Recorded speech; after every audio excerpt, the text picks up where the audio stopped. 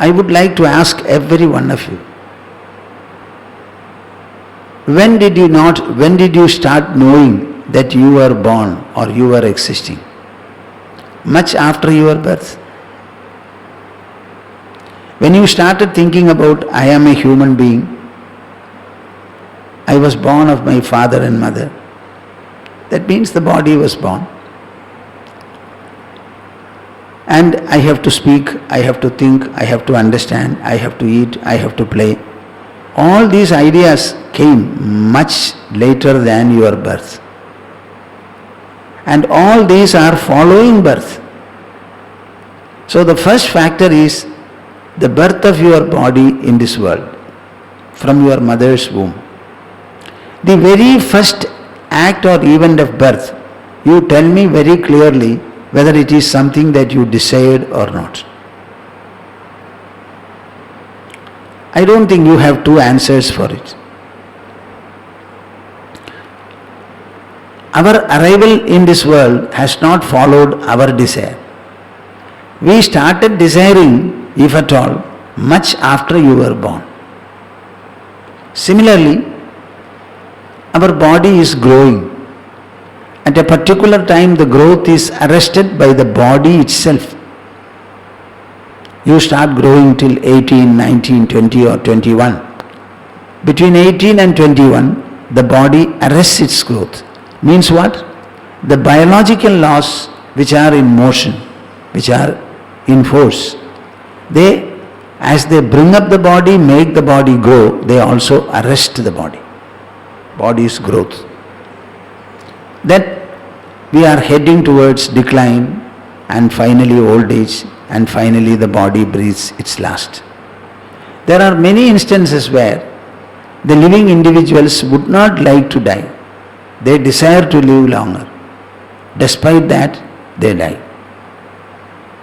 So the first event called birth is not a desired event, and the last event called death is not a desired event. And our whole life is between these 2 points, the not desired birth and the not desired death. If you were born naturally, not with your desire, there were some systems and procedures and sequences by virtue of which birth took place. Growth takes place. Decline follows. And death also comes up.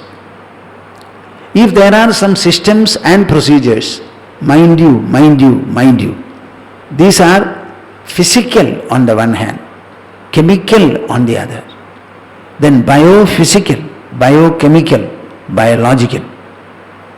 All these are systems and procedures. When you come to the mind, it becomes psychological. And when you come to the intelligence, it becomes rational or philosophical. And still beyond, when you come to the ego level, etc., it becomes spiritual. In your own personality, which is a composite, in the bodily level, systems and procedures governed by physical, biophysical, chemical, biochemical, biological laws, they prevail. And in the mind level, psychological laws prevail. In the intelligence level, rational and philosophical laws prevail. And still inwardly, spiritual laws prevail. Don't you think our whole life and activity are according to these laws and procedures and systems? If you are acting, it is only because of this law. Even if the mind desires, it is only because of the psychological law.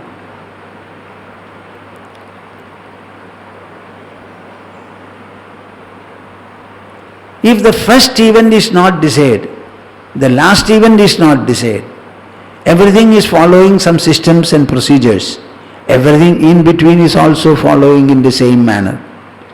This is what Krishna explains in the 3rd chapter. Prakriti is very strong. Sattva, Rajas and Tamas are its constituents, and it is these gunas that act in every sphere of life, motivating, compelling, persuading, deluding, everything. Tamas deludes, Rajas activates, Sattva enlightens.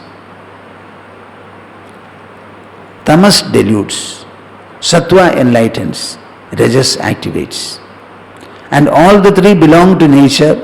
You are their product, not they are your product. Madhavan, when you understand in this manner, all your actions, are they following desires or are they following needs? If you have some ambition, ambition also is generated by your mind. And this mind is not yours. You are with the mind, that's all. The blood group is not something that you have opted for. Similarly, the mind group also is not something that you have opted for. But in the physical level, we cannot bring about changes. In the mind level, any extent of change is possible. The tamasic delusions can be dispensed with. The rajasic activity can be reformed and refined.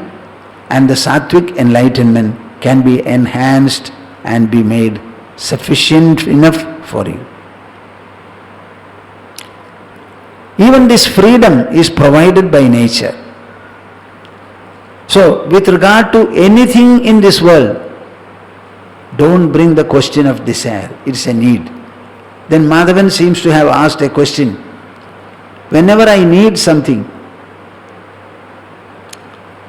I interpret my desires as needs. You may interpret, I have no objection. If you are lofty enough, subtle enough, even to interpret desiring as a need, I shall be very happy. See, it is a desire of mine. It is a desire of mine. Actually, it is a need of yours. But you are saying it is a desire. Because we are deluded, we desire.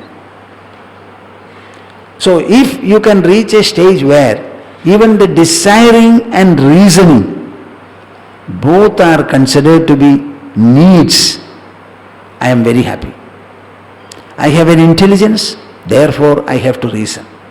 I have a mind, therefore I have to desire. But the desire comes from the mind, and the mind is not necessarily designed by you. Somewhere you have to strike this affinity. And when you start saying whether it is my desire or need, they ask the question. If it's a need, everybody will agree it's a need. If it's a desire, they may not agree. They may not agree.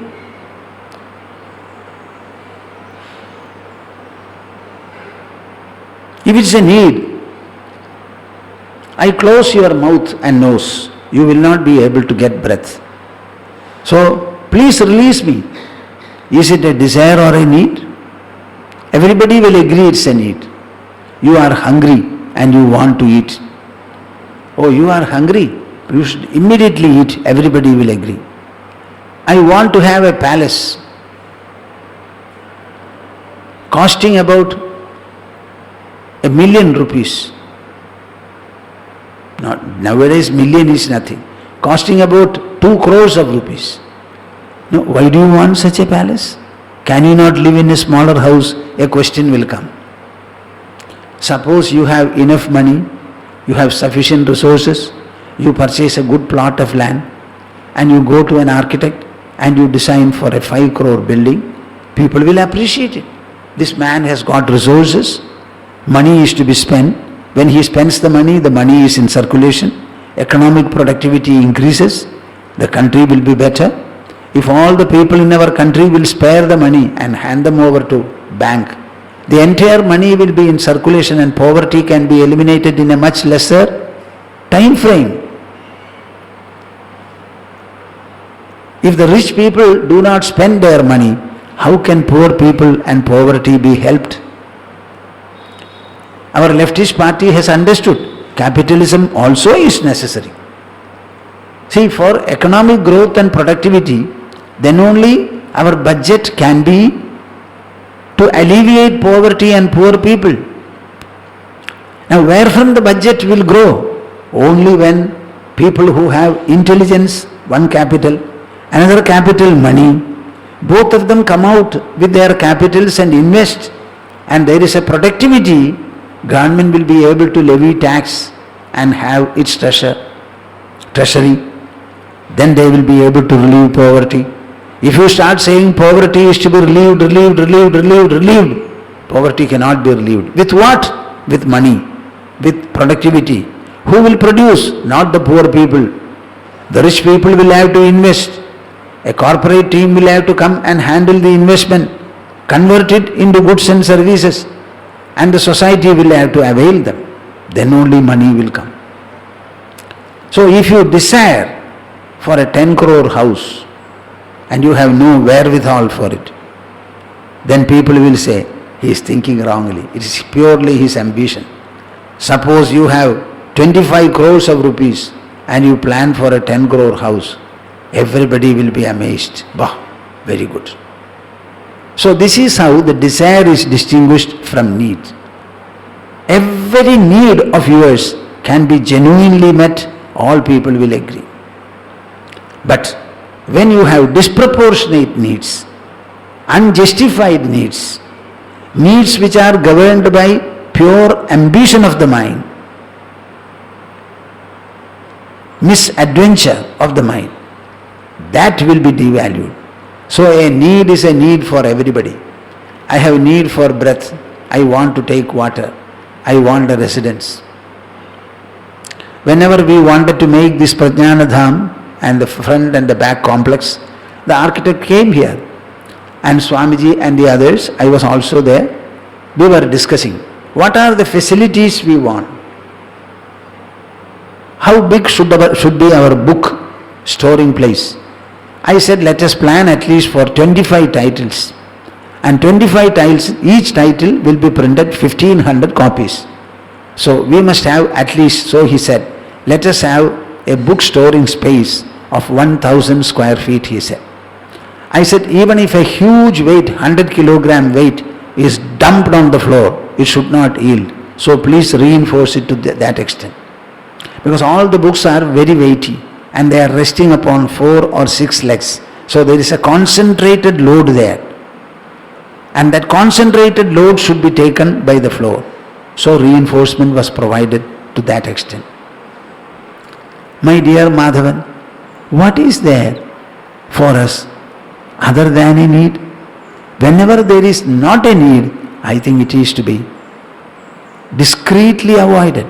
So work on need and then be genuine and be nice in determining your needs. We purchase a number of playthings for the children. We know all of them are useless, but the child requires to play and we must give the child the playthings. The same things they will outlive after some time. Every time is it like that. The needs can be physical, they can be oral, they can be mental, psychological, they can be intellectual, they can be spiritual. To wear a gerua is my spiritual need. To have satsang, to give satsang is a spiritual need. I would like to meet seekers and devotees to whom my talk will be necessary and appealing. I don't like to talk to market mongers and the others. But very strangely, your Swamiji has got such a psychology and peculiar disposition that I can lend myself to everyone in this world. Like Krishna interpreted Upanishadic truth, Tasmad Yudhyasva, to fight the war. This Swamiji can interpret spiritual wisdom to suit every situation. And I can talk very well to atheists also. As I told you, I would like to talk on a subject, burial of God has become imperative. If you want me, I shall talk about it. And I will talk to another crowd. God alone is there. A life not given to God and not chanting the name of God is useless. It is just like a reptile. It is just like a swine. That also I will speak.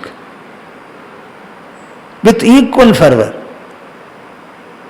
Harihi Om Tats Jai.